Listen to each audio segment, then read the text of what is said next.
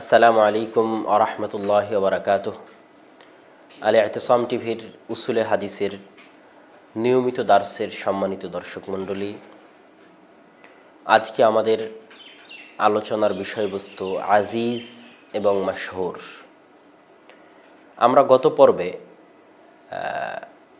গত পর্বে মাশহুর এবং মুতাওয়াতির নিয়ে আলোচনা করেছি। এই পর্বে ইনশাআল্লাহ আজিজ এবং গরিব নিয়ে আলোচনা করব। তো আজিজ এবং গরিব নিয়ে আলোচনার শুরুতে আজিজ শব্দের শাব্দিক অর্থ হচ্ছে একটা জিনিস কঠিন হওয়া, একটা জিনিস যেটা দুষ্প্রাপ্য হওয়া, এরকম শাব্দিক অর্থে ব্যবহৃত হয়। আজিজের সংজ্ঞায় যেটা ইবনু মান্দা রাহিমাহুল্লাহর সংজ্ঞায়, সেটা তো আমরা মাশহুরের সংজ্ঞার সাথে একবারই বলে দিয়েছি। আর যেটা প্রসিদ্ধ সংজ্ঞা হাফিজ ইবনে হাজার আসকালানী রাহিমাহুল্লাহর প্রদত্ত সংজ্ঞা, সেটা হচ্ছে যে কোনো স্তরে সর্বনিম্ন সংখ্যা যখন দুইজন হবে তখন সে হাদিসের ওপর হুকুম আরোপ করা হবে যে হাদিসটা আজিজ। এখানে দুটি গুরুত্বপূর্ণ বিষয় আছে। তার মধ্যে একটি হচ্ছে ইবনে হিব্বান রাহিমাহুল্লাহ বলেছেন যে আজিজ নামে কোনো হাদিস পৃথিবীতে নাই, খুঁজেই পাওয়া যাবে না। এটা ইবনে হিব্বান রাহিমাহুল্লাহর দাবি। তো ইবনে হাজার আসকালানী রাহিমাহুল্লাহ বলতেছেন যে না, ইবনে হিব্বান রাহিমাহুল্লাহ যদি এটা বুঝিয়ে থাকেন যে প্রত্যেক স্তরে দুইজন করে হবে, সাহাবী দুইজন, তারপরে তাবি দুইজন, তারপরে দুইজন, তারপরে দুইজন, এইভাবে প্রত্যেক স্তরে দুইজন করে হবে, তাহলে ঠিক আছে যে এরকম হাদিস পৃথিবীতে খুঁজে পাওয়া মুশকিল। তবে আমি ইবনে হাজার আসকালানী যেটা সঙ্গে দিচ্ছি, এই রকমের হাদিস পৃথিবীতে অনেক আছে। সেটা কি?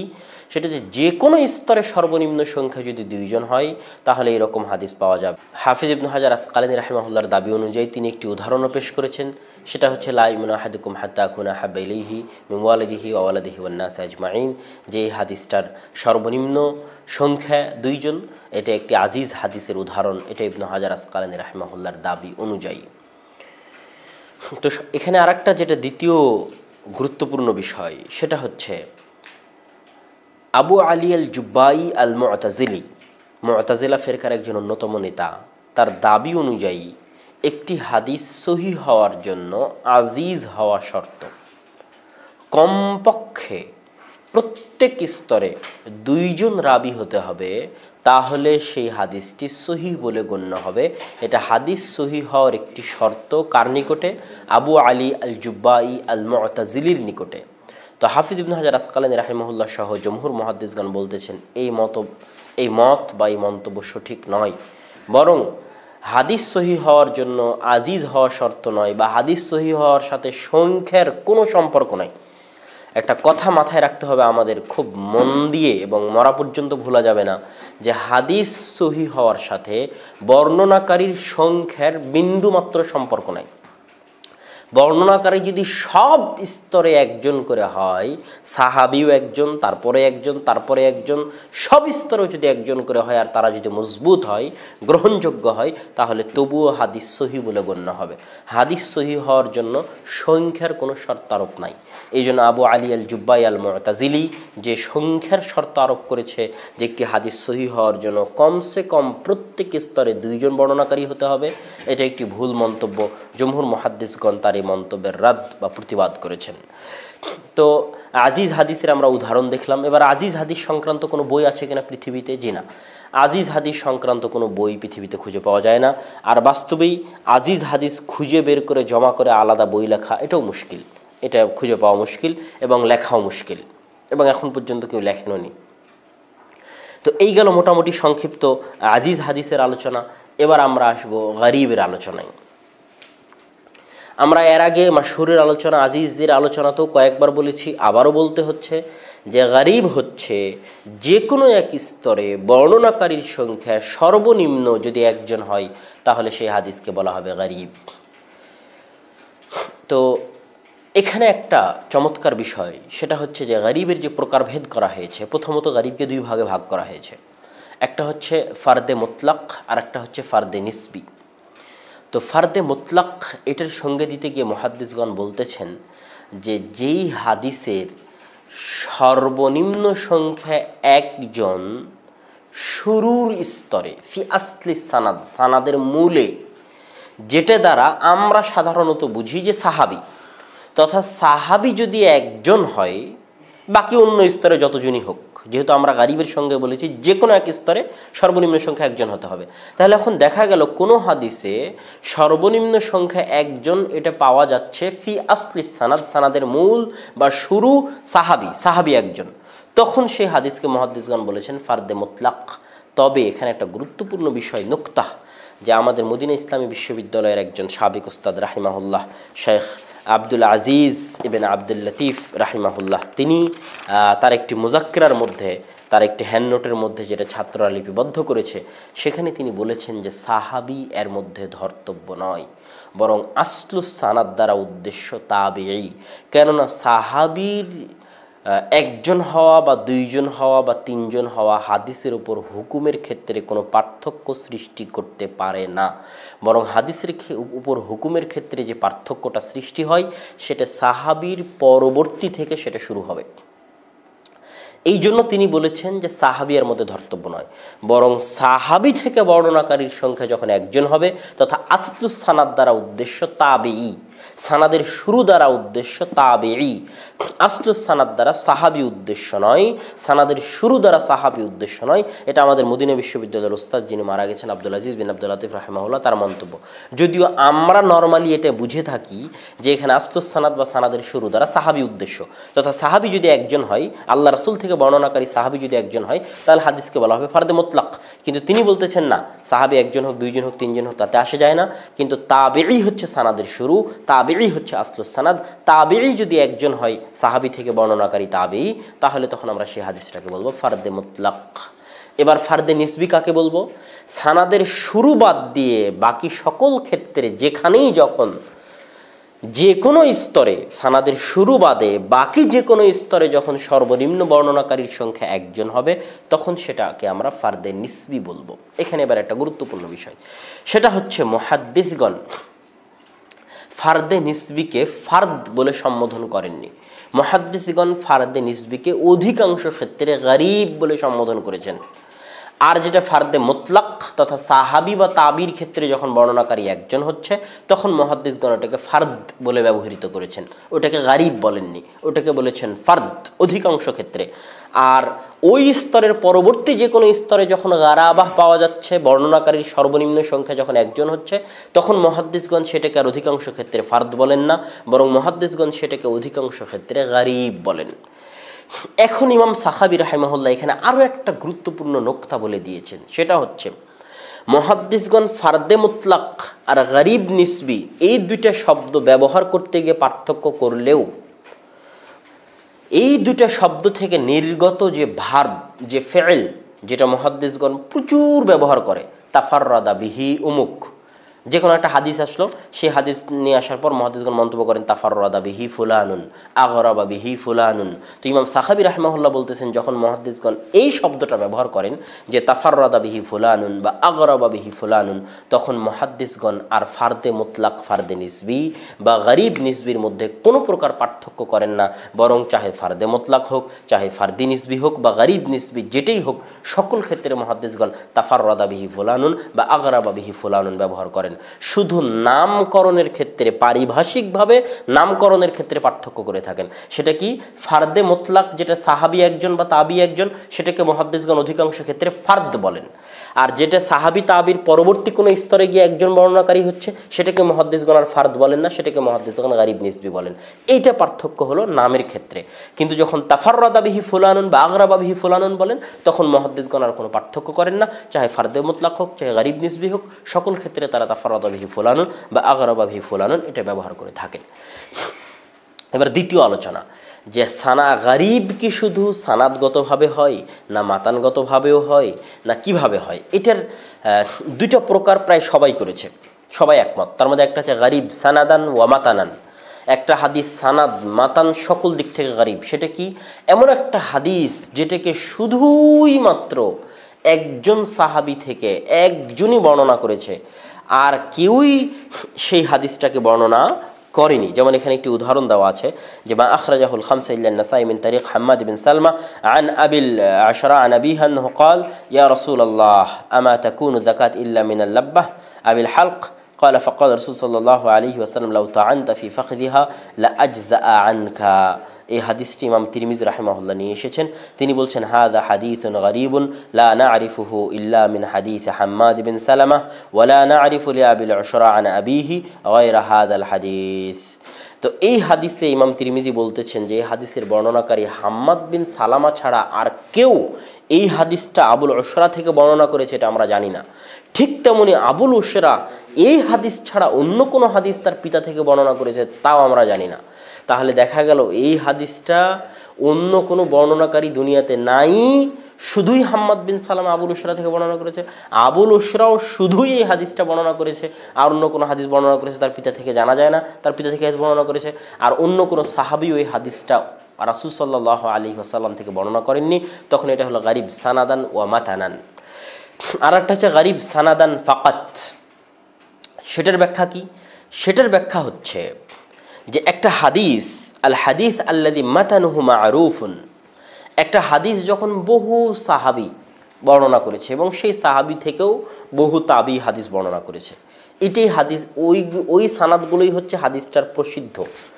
কিন্তু ওই হাদিসটাই আরেকজন নির্দিষ্ট সাহাবী থেকে শুধুই মাত্র একজন বর্ণনা করেছে, তখন ওই নির্দিষ্ট সাহাবী থেকে শুধুই যে একজন বর্ণনা করেছে ওইটাকে বলা হবে গরীব সানাদান ফাকাত, শুধু সানাদগত গরীব ওই সানাদটুকু।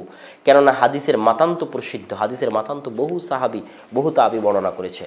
আর এই দিকের অর্থকে সামনে রেখেই এটা খুব গুরুত্বপূর্ণ কথা যেটা এখন বলতে চাচ্ছে উসুল হাদিসের ছাত্রদের জন্য, সেটা হচ্ছে ইমাম তিরমিজি রাহিমাহুল্লাহ যখনই তার বইয়ের মধ্যে বলেন গরীবুন মিন হাযাল ওয়াজহ, ইমাম তিরমিজি রাহিমাহুল্লাহ যখনই তার বইয়ের মধ্যে বলেন গরীবুন মিন হাযাল ওয়াজহ, তখন তিনি এই উদ্দেশ্যই নেন, সেটা হচ্ছে গরীব সানাদান ফাকাত, যে একটা হাদিস যেটা বহু সাহাবী থেকে বর্ণিত কিন্তু একজন নির্দিষ্ট সাহাবী থেকে একজনই বর্ণনা করেছে, সেটার ক্ষেত্রে ইমাম তিরমিজি রাহিমাহুল্লাহ বলেন গরীবুন মিন হাযাল ওয়াজহি, আর সেটা কি বলা হয় গরীবুন সানাদান ফাকাত। আর গরীব মাতানান ফাকাত, শুধু মতন গরীব হয় কিনা, ইবনু সালাহ রাহিমাহুল্লাহ বলেছে না, শুধু মতন গরীব হয় না।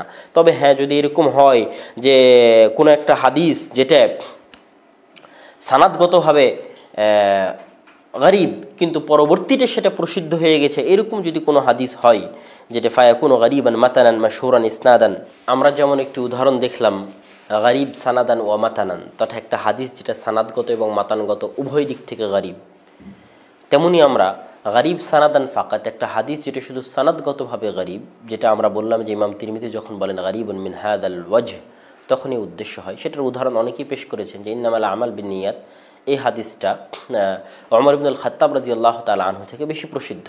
তো এই হাদিসটাই যখন আবু সাঈদ খুদরি রাদিয়াল্লাহু তাআলা আনহু থেকে বর্ণিত হয়েছে এবং আবু সাঈদ খুদরি থেকে আতা ইবনে ইয়াসার বর্ণনা করেছে, তখন এই হাদিসটাকে অনেকেই গরীব সানাদান ফাকাত তথা শুধু সানাদগতভাবে গরীব এটার উদাহরণ হিসেবে পেশ করেছেন। তথা একটা হাদিস একটা সাহাবী থেকে প্রসিদ্ধ হয়ে চলে আসতেছে, সেই হাদিসটাই অন্য একটা সাহাবী থেকে যখন একজন বর্ণনা করে তখন সেটাকে বলা হয় গরীবুন মিন হাযাল ওয়াজহ বা গরীবুন সানাদান ফাকাত। ঠিক তেমনি আরেকটা হচ্ছে গরীব মাতানান ফাকাত, যে শুধু কি মাতানগতভাবে হাদিস গরীব হতে পারে? তো ইবনু সালাহ রাহিমাহুল্লাহ বলতেছেন না, এটা সম্ভব নয়। তবে হ্যাঁ, যদি এরকম হয় যে কোনো হাদিস ফার্দের সঙ্গে, আপনাদের মনে আছে কিনা আমরা বলেছি দার্সের শুরুতেই যখন গরীবের আমরা প্রকারভেদ করেছি, ফার্দে মুতলাক তথা তাফাররুদু ফি আসলি সানাদ, সানাদের শুরুতে সানাদের মূলে সাহাবী বা তাবী যখন বর্ণনাকারী একজন হয় তখন সেটাকে বলা হয় ফার্দে মুতলাক।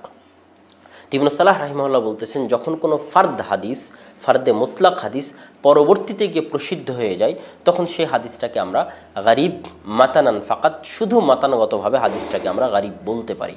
এবং এটারও উদাহরণ ইন্নামাল আমাল বিন্নিয়াতের হাদিস। এটা একটা চমৎকার বিষয় যে গরীব সানাদান ফাকাত এই প্রকারেরও উদাহরণ ইন্নামাল আমাল বিন্নিয়াত, গরীব মাতানান ফাকাত শুধু মাতানগতভাবে গরীব এই প্রকারেরও উদাহরণ ইন্নামাল আমাল বিন্নিয়াত। কিভাবে? ইন্নামাল আমাল বিন্নিয়াত হাদিসটা শুরুতে ফার্দ থাকলেও তথা ওমর ইবনুল খাত্তাব রাহিমাহুল্লাহ রাদিয়াল্লাহু তাআলা আনহু থেকে বর্ণনাকারী একজন হলেও ইয়াহইয়া ইবনু সাঈদ আল আনসারী থেকে পরবর্তীতে বর্ণনাকারীর সংখ্যা বেশি হয়ে যায়, প্রসিদ্ধ হয়ে যায়, বহু হয়ে যায়। তাহলে এটা এমন একটা হাদিস যে হাদিসটা শুরুতে ফার্দ কিন্তু পরবর্তীতে প্রসিদ্ধ হয়ে গেছে, তখন এই হাদিসটাকে মুহাদ্দিসগণ বলেছেন, কেউ কেউ বলেছেন, অধিকাংশ বলেছেন যে গারিব মাতানান ফাকাত, শুধু মতনগত গরিব এরকম হাদিস পাওয়া যায় না, বা এরকম কোনো প্রকার হওয়ার কথা নয়। শুধুমাত্র দুটো প্রকার করাই সম্ভব। একটা হচ্ছে সানাদ মাতান, উভয় দিক থেকেই গারিব, যে হাদিসটা দুনিয়াতে কেউই বর্ণনা করেনি সে ছাড়া, এবং তার নিকট থেকে আরেকজন সে ছাড়া, তার নিকট থেকে আর কেউই হাদিস বর্ণনা করেনি।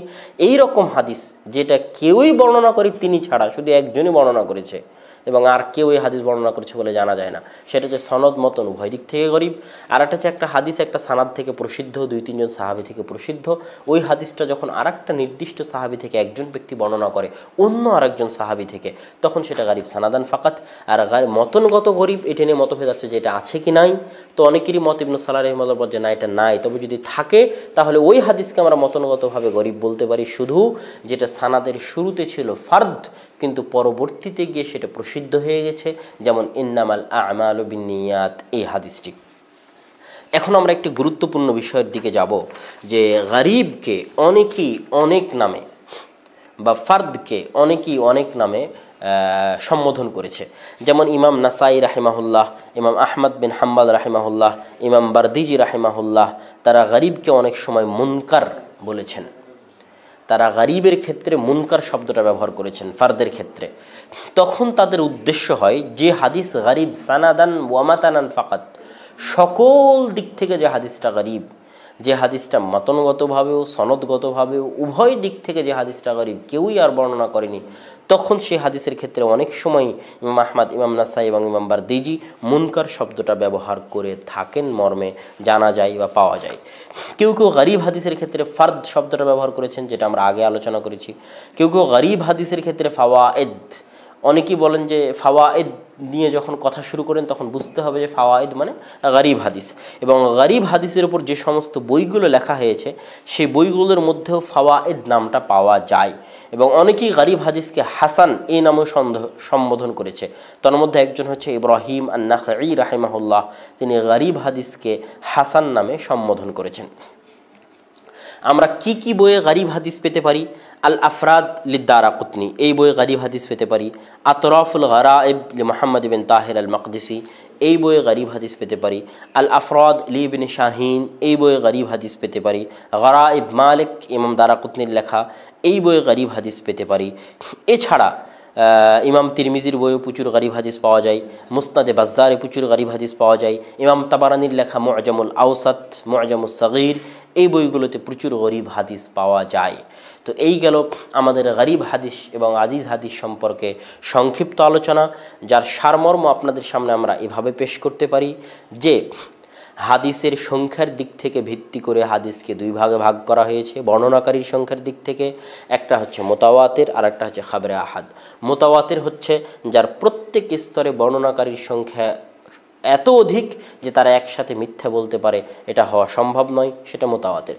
খাবরে আহাদ 3 প্রকার: মাশহুর, আজিজ, গরিব। মশহুর, আজিজ, গরিবের মধ্যে মশহুর হচ্ছে সেটা যেটার বর্ণনাকারী 2-এর অধিক, যে কোনো এক স্তরে সর্বনিম্ন বর্ণনাকারী 2-এর অধিক, কিন্তু সেটা মুতাওয়াতির পর্যায়ে পৌঁছেনি। আজিজ হচ্ছে যে কোনো এক স্তরে সর্বনিম্ন বর্ণনাকারীর সংখ্যা 2, সেটা হচ্ছে আজিজ। গরিব হচ্ছে যে কোনো এক স্তরে সর্বনিম্ন বর্ণনাকারীর সংখ্যা 1জন, সেটা হচ্ছে গরিব। আর এখানে আরেকটা সারমর্ম কথা আপনাদের মাথায় রাখতে হবে যে হাদিস সহিহ হওয়ার জন্য সংখ্যা শর্ত নয়, বরং সকল স্তরে যদি একজন করে বর্ণনাকারী হয় আর তারা যদি মজবুত হয়, তারা যদি মিথ্যুক না হয়, তারা যদি ন্যায়পরায়ণ হয়, সানাদে যদি বিচ্ছিন্নতা না থাকে, তাহলে হাদিস সহিহ বলে গণ্য হতে পারে। ঠিক তেমনি সানাদ যদি অধিক হয় তাহলে হাদিস যে সহিহ হয়ে গেল তাও নয়, বরং মাশহুর হাদিসও জয়ীফ হতে পারে, আজিজ হাদিসও জয়ীফ হতে পারে। এটা আমাদেরকে মনে রাখতে হবে। আর আরও একটা জিনিস মনে রাখতে হবে যে যেমন আবু মুতাজিলা আবু আলী আল জুব্বাই হাদিস সহিহ হওয়ার জন্য আজিজ হওয়া শর্ত আরোপ করেছে, তেমনি ইবনুল আরাবি নামক একজন ব্যক্তি মুহাদ্দিস আলেম, তিনি মনে করেছেন যে ইমাম বুখারী এবং ইমাম মুসলিম তাদের বইয়ে শুধুমাত্র ওই সকল হাদিসে এনেছে যে সকল হাদিসের প্রত্যেক স্তরে সর্বনিম্ন সংখ্যা কমসে কম 2 জন। এটাও তাদের ভুল ধারণা। বরং ইমাম তিরমিজি, ইমাম বুখারী এবং ইমাম মুসলিম তাদের বইয়ে অনেক গরিব হাদিস নিয়ে এসেছেন। ইমাম বুখারী রাহিমাহুল্লাহ তার বই গরিব হাদিস দিয়ে শুরু করেছেন ইন্নামাল আমাল বিন্নিয়াত, এবং তার বই গরিব হাদিস দিয়ে শেষ করেছেন কালিমাতানে খাফিফাতানে আলাল লিসান। এই হাদিস এটা গরিব, যেগুলোর সানাদের যে কোনো এক স্তরে বর্ণনাকারীর সর্বনিম্ন বর্ণনাকারীর সংখ্যা একজন। সুতরাং ইমাম আরাবী রাহিমাহুল্লাহর এই কথা ভুল যে ইমাম বুখারী বা ইমাম মুসলিম তাদের গ্রন্থে হাদিস নিয়ে আসার জন্য আজিজ হওয়ার শর্ত আরোপ করেছেন। এই গুরুত্বপূর্ণ বিষয়গুলো আমাদের মাথায় রাখতে হবে। এছাড়া আমরা গরিবের যে প্রকারভেদগুলো করলাম, প্রথমে করলাম ফার্দে মুতলাক, ফার্দে নিসবি, এবং বললাম ফার্দে নিসবিকে মুহাদ্দিসগণ ফার্দে নিসবি বলে থাকেন না, বরং গরিব নিসবি বলে থাকেন। কিন্তু যখন তাফাররাদা ব্যবহার করেন বা আগরাবা এই শব্দ ব্যবহার করেন, তখন তারা কোনো পার্থক্য করেন না, চাহে ফার্দে মুতলাক হোক চাহে ফার্দে নিসবি হোক। তারপরে আমরা গরিবের আর একটা প্রকার করলাম যে গরিব সানাদান ওয়া মাতানান, তারপরে একটা প্রকার করলাম গরিব সানাদান ফাকাত, তারপরে একটা প্রকার গরিব মাতানান ফাকাত, যেটার মধ্যে সবচেয়ে গুরুত্বপূর্ণ ছিল যে হাদিস শুধুই সানাদগতভাবে গরিব, মাতানগতভাবে গরিব নয়, ওই হাদিসের ক্ষেত্রে ইমাম তিরমিজি বলে থাকেন গরিবুন মিন হাদাল ওয়াজহি। এটা খুবই গুরুত্বপূর্ণ পয়েন্ট। এছাড়া গরিবের উপর মুহাদ্দিসগণ আর কি কি শব্দ প্রয়োগ করে থাকেন, কেউ গরিবকে ফার্দ বলে থাকেন, কেউ গরিবকে ফাওয়ায়েদ বলে থাকেন, কেউ গরিবকে হাসান বলে থাকেন, কেউ গরিবকে মুনকার বলে থাকেন, সেগুলো আমরা আপনাদের সামনে পেশ করলাম। এই বলে আজকে গরিব আজিজের আলোচনা আমরা এখানেই সংক্ষিপ্তভাবে শেষ করছি। আসসালামু আলাইকুম ওয়া রাহমাতুল্লাহি ওয়া বারাকাতুহু।